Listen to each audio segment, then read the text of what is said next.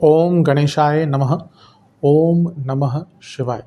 मैं निखिल ज्योतिषाचार्य आप सभी का मेरे चैनल पर पुनः स्वागत करता हूं। आशा करता हूं कि आप सभी स्वस्थ होंगे। महादेव की कृपा आप सभी पर सदैव बनी रहे। ये वीडियो मकर यानी कि कैप्रिकॉर्न के लिए बहुत विशेष है, क्योंकि वीडियो है बुध महाराज के राशि परिवर्तन के बारे में। बुध यानी कि मकरी अपनी राशि बदल रहे हैं और 3 अक्टूबर 2025 को वो आपके 10वें भाव यानी कि तुला में प्रवेश कर जाएंगे। बुध का राशि परिवर्तन भले ही छोटे अंतराल के लिए होता है, कम समय के लिए होता है, लेकिन बुध का जो गोचर होता है वो बहुत प्रभाव डालता है। हर ग्रह अपने आप में विशेष है और हर ग्रह की विशेषताएं, उसके कारकत्व अलग अलग हैं। तो अपने गोचर में वो अपने अनुसार फल देते हैं, अपने कारकत्वों के, अपने स्वामित्व के अनुसार फल देते हैं। उसी तरह जब हम बुध की बात करते हैं तो वाणी के कारक, बुद्धिमत्ता के कारक, लिखा पढ़ी के कारक, डॉक्यूमेंटेशन के कारक, आपकी लर्निंग एबिलिटीज़ बुध से आती है। अगर आपका बुध अच्छा है तो व्यक्ति की लर्निंग एबिलिटीज़, स्टूडेंट अच्छा होगा, स्टडी अच्छा करेगा, गणित में अच्छा होगा। बुध जो है वो गणित के कारक हैं, तो जिसका बुध अच्छा होता है वो गणित में अच्छा होता है, स्टडीज़ में यूजुअली अच्छा होता है। हाँ, चीज़ें बदल सकती हैं कि भाई अगर वक्री बुध है और साथ में चंद्रमा है तो चीज़ें बदल सकती हैं। और भी कई चीज़ें होती हैं, वक्री बुध हैं, साथ में शुक्र बैठे हैं तो ध्यान नहीं लगेगा, बहुत डीप कम्बस्ट हैं, क्योंकि बुध यूजुअली तो अस्त रहते हैं क्योंकि सूर्य के आसपास ही हैं। लेकिन अगर बहुत क्लोज प्रॉक्सिमिटी में और कोई बुरा प्रभाव, खैर ये थोड़ा सा अलग टॉपिक हो जाता है, लेकिन कहने का मतलब ये है कि बुध जो है वो बुद्धि के कारक है। तो इसलिए जब उनका गोचर होता है तो बहुत चीज़ें बदलती हैं। यहाँ पे जो उनका गोचर हो रहा है उनके साथ मंगल भी बैठेंगे और बृहस्पति और राहु की दृष्टि भी होगी, तो इसका बहुत प्रभाव पड़ने वाला है। और इसका क्या क्या इम्पैक्ट पड़ेगा हमारे जीवन पर, इसी की विवेचना इस वीडियो में मैं करने का प्रयत्न करूंगा। यदि आपकी लग्न राशि या आपकी चंद्र राशि मकर है, कैप्रिकॉर्न है, दोनों ही गाइडेंस के लिए इस राशिफल को देख सकते हैं। जहाँ से आपको ज़्यादा सूट और रिलेट करता है वहाँ से इसको ऑब्जर्व कीजिए। व्यक्तिगत तौर पे मेरा मानना है लग्न से देखेंगे तो अच्छा। इनकेस नहीं पता है आपको अपनी लग्न राशि, तो आप अपनी चंद्र राशि से भी इसको देख सकते हैं। शुरू करते हैं 10वें घर के बुध। 10वें घर के बुध की पोजीशन बहुत अच्छी मानी जाती है। शास्त्र कहते हैं कि 10वें घर का जो बुध है वो अपने बुद्धिमत्ता से, अपने बल से, पराक्रम से, अपनी नॉलेज से धन अर्जित कर सकता है। 10वें घर के बुध को बुद्धिमान भी कहा गया है, यानी कि उसकी बौद्धिक क्षमता भी अच्छी रहती है। और 10वें घर का जो बुध है उसको मधुभाषी भी कहा गया, यानी कि जब 10वें घर में बुध गोचर करते हैं तो व्यक्ति की भाषा में भी एक मधुरता आ जाती है, या कहिए उसकी भाषा में एक प्रभाव आ जाता है। और 10वें घर के बुध को शास्त्र ने कहा है कि उसके घर में घोड़े होते हैं। तो आज के टाइम में जब हम देखेंगे तो उसको हम कहेंगे कि व्यक्ति वाहन ले सकता है। तो केवल अगर बुध के 10वें घर में आने की ही बात करें तो करियर के भाव में है तो करियर में वाणी का प्रभाव अच्छा रहेगा, करियर में धन की वृद्धि हो सकती है, करियर में आप अपने आप को प्रेजेंट कर सकते हैं अच्छी तरह से। आपका कोई प्रेजेंटेशन है या आपका कोई काम है उसमें एक्सीलेंस लेकर आ सकते हैं। और वाहन खरीदने का भी योग अपने आप में बन जाता है। अभी हम स्वामित्व आदि पे नहीं गए हैं, केवल बुध का गोचर ही 10वें घर में बहुत अच्छा। ये कर्म भाव है, बुध लिखा पढ़ी के कारक हैं। तो आपका कोई रिटर्न वर्क अटक रहा था, अदालती कार्य अटक रहा था, कोई भी ऐसा कार्य जहाँ पे कोई रिटर्न कम्युनिकेशन या कोई लिखा पढ़ी के काम आ जाते हैं, वो कार्य अगर आपके अटक रहे थे, अपने कर्म भाव में जब आपके बुध गोचर करेंगे तो अपने कर्मों में या फिर इस एरिया के कर्मों में पूर्णता आपकी आ सकती है। तो बुध का 10वें घर में आना मात्र ही आपके लिए बहुत अच्छा एक रिजल्ट लेकर आ रहा है। अगर बुध के स्वामित्व की बात करें तो आपके भाग्येश हैं और आपके छठे घर के स्वामी हैं। भाग्येश का 10वें घर में आना राजयोग भी बनाता है और कर्म धर्माधिपति योग भी बनाता है। और वो एक उपचय भाव के स्वामी हैं, उपचय भाव में बैठे हैं, अर्थ त्रिकोण के स्वामी हैं, अर्थ त्रिकोण में बैठे हैं।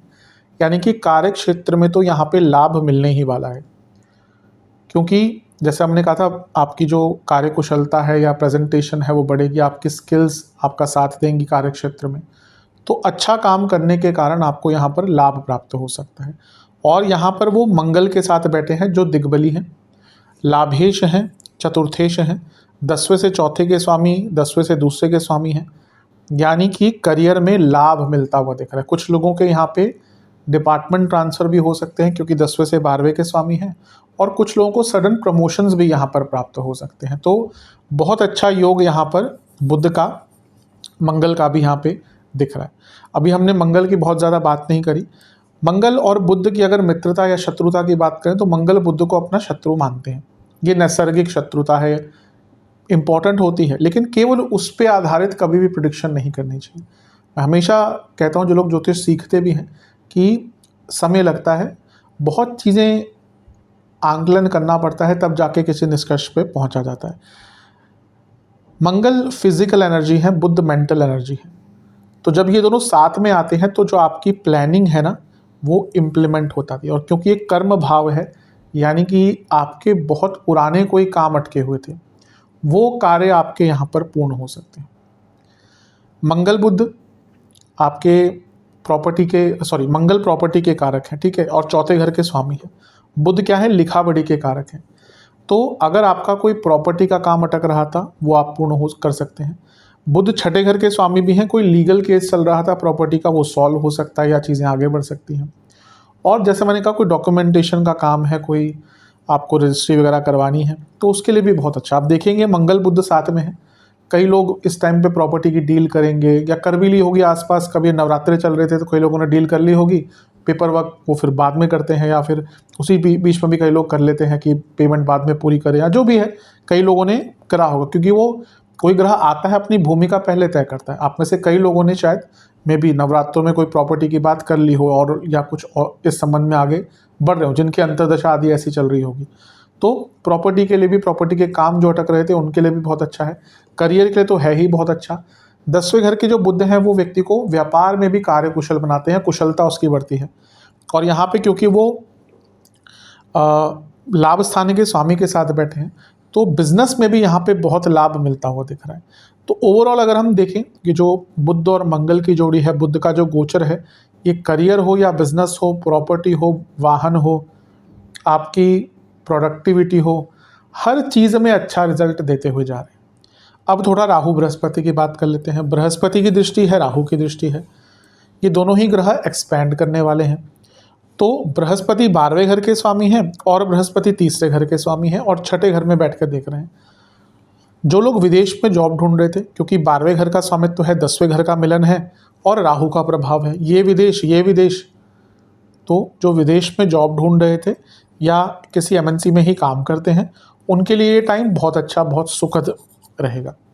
इसके साथ ही आप अपने करियर में मैनीफोल्ड आगे बढ़ सकते हैं। मैंने कहा ना, कुछ लोगों की प्रमोशन के योग बनेंगे। इसके साथ ही क्योंकि बृहस्पति का प्रभाव है, जो अतिचारी भी हैं इस टाइम पे, यानी कि बहुत बड़ा और बहुत अच्छा काम करने का मौका आपको कार्यक्षेत्र में मिल सकता है। तो ओवरऑल बहुत अच्छा संबंध है। राहु दूसरे घर से बैठ के देख रहे हैं, यानी कि अचानक से धन का लाभ भी होगा, और करियर में, कार्यक्षेत्र में, बिजनेस में भी धन का लाभ यहाँ पे परिपूर्ण दिख रहा है। स्टूडेंट्स के कारक हैं बुध, और मंगल के साथ उनका बैठना, और पंचम से छठे में बैठना, यानी कि जिनका कोई कॉम्पिटिटिव एग्जाम्स है, उनको सफलता मिलकर रहेगी, इसको कोई रोक नहीं सकता। मैरिड लाइफ पर इसका थोड़ा बुरा प्रभाव किस प्रकार से पड़ेगा? पहला तो ईगो क्लैशेस होंगे पति पत्नी के बीच में, बहुत भयंकर, छोटे मोटे नहीं, भयंकर, स्पेशली अगर दोनों ही काम करते हैं तो। अब एक टाइम था जब अधिकतम जैसे महिलाएं काम नहीं करती थी और पुरुष काम करते थे, तो एक रोल डिफाइंड थे। अच्छा बुरा नहीं कह रहा मैं, समय के अनुसार चीज़ें बदलती है, पर एक टाइम पे एक रोल डिफाइंड थे। अब आज के टाइम में क्या है कि जब दोनों ही काम करते हैं, तो क्योंकि वो रोल डिफाइंड नहीं होते, तो कई जगह ईगो क्लैशेस होती है। तो यहाँ पे वही चीज़ दिख रही है। दूसरा, इन लॉज के कारण बहुत प्रॉब्लम हो सकती है। अगर आपके इन लॉज हैं, आसपास ही रहते हैं, साथ में रहते हैं, तो उनसे थोड़ा सा डिस्टेंस मेंटेन करके रखिएगा, क्योंकि लड़ाई झगड़े की संभावना बहुत ज़्यादा है। तो आई थिंक इन सब चीज़ों पर आपको ध्यान देना पड़ेगा। अधिकतम तो अच्छा ही प्रभाव दिख रहा है, प्रॉपर्टी, धन, सब में अच्छा रिजल्ट है। बस जो मैरिड लाइफ है उस पर काफ़ी बुरा प्रभाव रहेगा। दूसरा, यहाँ से दोनों चौथे घर को देख रहे हैं ना, तो कभी कभी ना घर में भी बहुत कहासुनी, स्पेशली प्रॉपर्टी को लेकर, पैसों को लेकर हो सकती है, उससे भी बच के रहना है। सेहत की अगर हम बात करें तो लोअर बैक में दर्द रहेगा, चेस्ट की प्रॉब्लम तंग कर सकती है, स्किन डिसऑर्डर्स तंग कर सकते हैं, और सर से संबंधित प्रॉब्लम तक कर सकते हैं। इन सब चीज़ों पर आपको थोड़ा सा ध्यान देना पड़ेगा। उपाय की बात कर लेते हैं। आपको गणेश जी को दुर्वा अर्पण करने हैं, सिंदूर अर्पण करना है, मोदक का भोग लगाना है और इलायची युक्त खीर का भोग लगाना है। इससे पहले 2 तिल के तेल के दिए और एक उसमें कुछ सफ़ेद तिल भी डालकर अर्पण करने हैं गणपति जी को। फिर वहीं पर बैठकर ओम गणनायकाय, गणनायक एक शब्द है या गणेश जी का नाम है, तो ओम गणनायकाय नमः इसका जाप किया कीजिए। जाप करिएगा 108 बार। और ओम चंद्रपुत्राय नमः बुद्ध देवता का मंत्र है, इसका 108 बार जाप कीजिएगा। ये उपाय कर लेंगे तो अवश्य बहुत लाभ मिलेंगे। आशा करता हूँ कि वीडियो काम आएगी। चैनल पर नए हैं सब्सक्राइब कीजिए, वीडियो को लाइक कीजिए। मिलता हूँ अगली वीडियो में, तब तक के लिए ओम नमः।